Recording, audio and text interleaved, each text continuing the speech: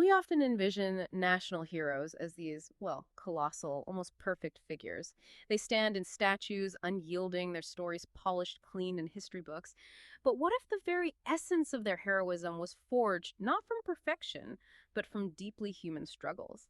What if their true strength lay in overcoming the very doubts, fears, and complex choices we all face? Welcome to the deep dive. Today, we're peeling back the layers on some truly fascinating insights from a source titled The Human Side of Philippine Heroes. This incredible material goes beyond the myths to reveal the surprising, relatable humanity behind some of the Philippines' most celebrated figures. Our mission is to understand how their personal battles made their public achievements even more profound. Before we jump into these stories, though, a quick note. If you're looking for more incredible insights like this, delivered in a way that truly expands your mind and gets you well informed quickly, make sure you visit Mind Expansion Daily. We're constantly diving deep into fascinating topics there. And if you're enjoying this particular deep dive, please take a moment right now to like and subscribe to Mind Expansion Daily. It genuinely helps us reach more curious minds like yours. Also, if you really appreciate the information we're sharing, maybe consider buying us a coffee. The link to do that is right there in the description. And honestly, your support keeps these deep dives coming. As we explore these heroes today, we challenge you. Leave a comment below. Let us know if you agree or disagree with our summary of what truly makes these heroes great. We love hearing your thoughts. And finally, we're working to expand our community worldwide. So please tell us in the comments where you're listening from. It really helps us know where our community is growing. That's a really powerful way to frame it. Because the traditional narrative, well, it often overlooks the internal landscape of these figures, doesn't it? Mhm. When we understand that heroism isn't just about grand external deeds, but also about the profound battles fought within, their legacies don't diminish. Not at all. In fact, they become far more impactful and, relatable. It's in those struggles that their true character and the sheer grit required for their achievements truly shine through. Absolutely. Let's begin with Jose Rizal, widely known, of course, as the Philippines' national hero. His literary works, Noli Me Tangere and El Filibusterismo, weren't just novels, they were calls to awakening, right? Igniting the very spark of reform against Spanish colonial rule. We celebrate his intellectual brilliance and his unwavering advocacy for peaceful change.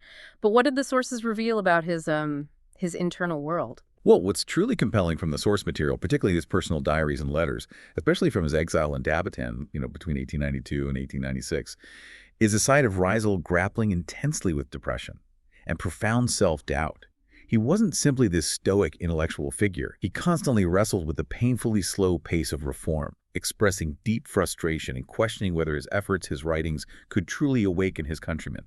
This wasn't just abstract political concern for him, it was a deeply personal anguish. Wow. So if this cowering figure, the brains behind a national movement, was battling such significant internal darkness, how does that fundamentally reshape our understanding of his resilience, his conviction? Does it make his unwavering commitment to reform maybe more impressive, knowing it was forged in, well, such personal vulnerability? It absolutely does. I mean, it highlights that his profound intellectual work and his sustained commitment, they weren't born from an absence of struggle, but rather despite debilitating internal darkness.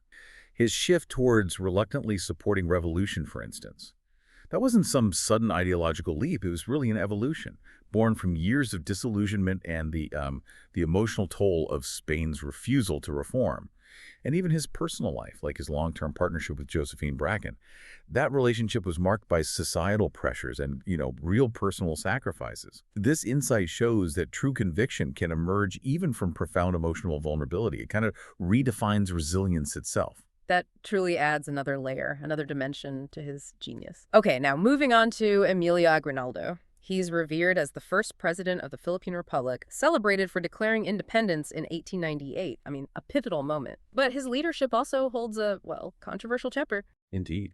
And what's fascinating here is how the source material presents the complexities of leadership during revolutionary times, particularly through Aguinaldo's controversial decision to order the execution of Andres Bonifacio. Bonifacio was a rival revolutionary leader, of course, back in 1897. This isn't just a historical event, it's a profound ethical dilemma that historians, well, they still debate it intensely. For instance, some sources interpret it as a harsh but necessary move to unify fractured revolutionary forces, arguing that factionalism threatened the very survival of the movement, the nascent republic. On the other hand, you have historians who acknowledge the act's painful nature but frame it more as a strategic necessity, to prevent internal collapse. These aren't just academic footnotes. They highlight how complex and even contradictory historical narratives can be, especially when leaders are forced to make seemingly impossible choices under immense pressure. So, how do these differing interpretations from the sources help us, the listeners, kind of critically engage with history? Does it challenge the idea of an infallible leader, force us to recognize that even heroes operate in these profound gray areas, where maybe unity demands incredibly harsh decisions? It forces us to move beyond a simplistic good versus evil narrative, Yeah. definitely. Yeah. What one source frames as necessary, another might frame as tragic, but strategic, or maybe just tragic, this deeper dive into the historical debate within the sources. And that's the real insight here, I think. It shows us that leadership, especially in wartime, often means making choices that aren't universally celebrated, but are perceived by those in power as critical for the greater cause, whatever that might be. It's about understanding the context, the stakes involved, rather than simply judging from a safe distance generations later. That's a crucial reminder. History isn't always neat, is it?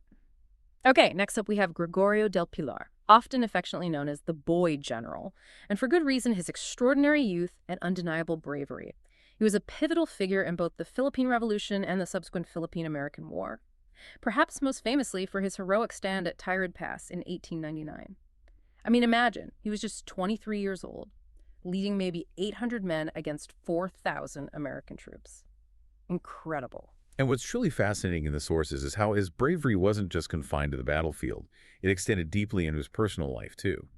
While his military prowess is well documented, his letters, they reveal a young man caught in a passionate yet tumultuous romantic involvement with Remedios T. Joaquin, who was also a revolutionary colleague. These letters, they really lay bare his emotional struggles, illustrating a young man profoundly torn between his love for Remedios and his unwavering duty to the revolution. He also clearly grappled with the immense human cost of war, dealing with the loss of his comrades and the sheer burden of leadership at such a young age. It's easy to picture the boy general as solely this, military genius figure, but when you delve into these personal struggles, a young man navigating love, loss, the weight of command, all amidst a brutal war, how does that expand our definition of heroism itself? Does his youth and these particular romantic struggles make his ultimate sacrifice at Tirad Pass even more poignant? Oh, absolutely. It makes his heroism so much more relatable Yeah. and profound. It wasn't just about facing billets, was it? It was about navigating intense personal and societal pressures while maintaining his commitment to a cause. His youth, combined with these romantic entanglements and the burden of leadership, it creates this tragic, almost Shakespearean quality to his story, doesn't it? It shows that bravery extends beyond just military prowess. It encompasses enduring profound personal sacrifices and emotional battles, making his ultimate sacrifice resonate on a much deeper, more human level. Truly compelling stuff. And then there's Apollinario Mabini, often revered as the brains of the revolution. He was the intellectual force behind the Molos Republic, serving as its prime minister in 1898. What makes his story even more remarkable, of course, is that he was paralyzed from the waist down due to polio, which he contracted back in 1895. Despite his physical limitations, his commitment was fierce. His writings outlined a clear vision for a just and sovereign Philippines. Right. And what's truly striking from his personal writings is that despite his intellectual brilliance and obvious physical resilience, he openly wrestled with immense frustration and even despair at times. He faced overwhelming challenges within the revolution itself, internal divisions, jockeying for power, and then the constant crushing external pressures from the American forces. The source highlights his remarkable ability to write and strategize from a hammock, which is just incredible, a testament to his physical resilience. But it also reveals his private moments of profound despair over the revolution's setbacks, and of course his own debilitating physical constraints. This is detailed in other sources, too. This wasn't just intellectual work for him. It was a battle waged daily, physically and emotionally.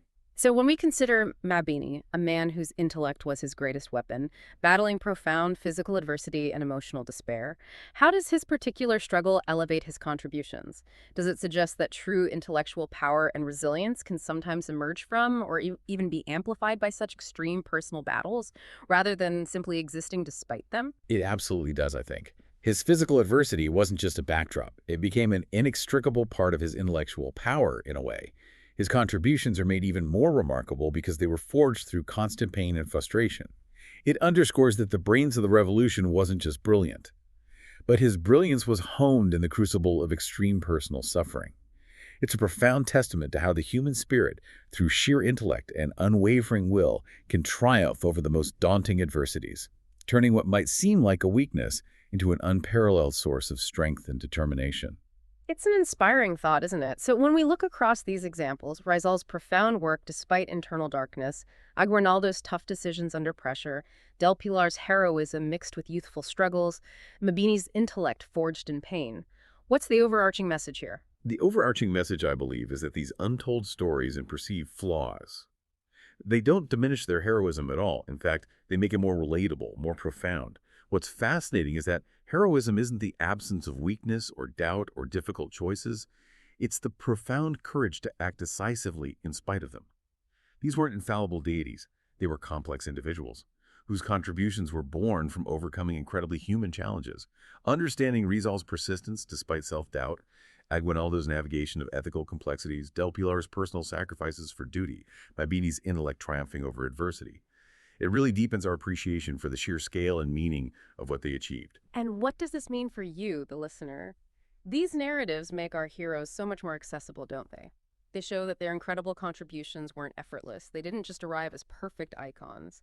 Their greatness was the result of overcoming immense personal and societal barriers. It's an inspiring thought. Even the greatest heroes among us were ordinary people who, through sheer perseverance and grit, rose to extraordinary challenges. It suggests that the capacity for heroism resides within each of us, not in an absence of flaws, but in the courage to act despite them. Wow, that was quite a deep dive, wasn't it? By understanding the human side, the doubts, the struggles, the tough choices of these Philippine heroes, we gain a much deeper, more profound appreciation for their incredible contributions and their remarkable resilience. And maybe if we leave you with one final thought to ponder. If heroism is truly about perseverance through human frailty, about acting in the face of fear and doubt, then consider this. How might understanding these stories inspire you to face your own challenges with similar resolve? Perhaps your own vulnerabilities aren't hindrances, but the very crucible in which your unique strengths are forged. For more amazing insights like these and to truly expand your mind, remember to visit Mind Expansion Daily. And please don't forget to like and subscribe to Mind Expansion Daily to support what we do here. If you found value in this deep dive, please consider buying us a coffee. The link, as I mentioned, is in the description. We'd love to hear your thoughts on this topic, so leave a comment. Do you agree or disagree with how we've summarized these hero stories? What's your take? And tell us where you're listening from in the comments. We're really excited to see our worldwide community grow. Thank you so much for joining us on this deep dive. Until next time, keep exploring, keep questioning, and keep learning.